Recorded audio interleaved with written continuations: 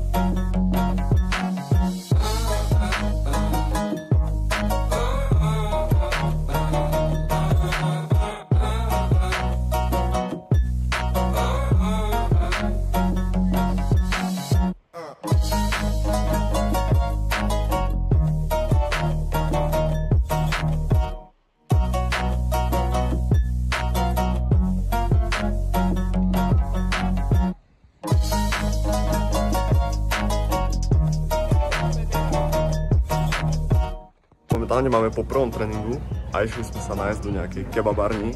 Je to také, nevedia vôbec po anglicky Španieli, poviete niečo po anglicky a oni španielsky si svoje stále idú. A tak objednali sme si 3 kebaby, 2 pice a uvidíme, čo to bude. Zatiaľ cez.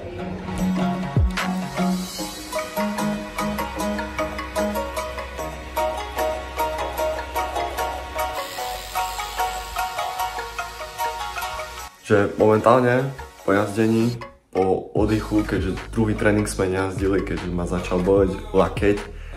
Ale teraz ideme zrelaxovať do wellnessu, tak poďte so mnou.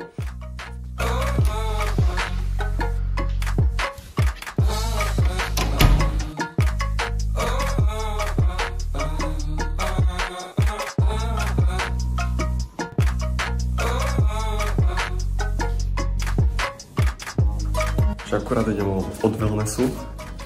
Bol som trošku v párnej a potom som si iba poležal tak na lehátku. Mám je fajne oddychnutý, zrelaxovaný.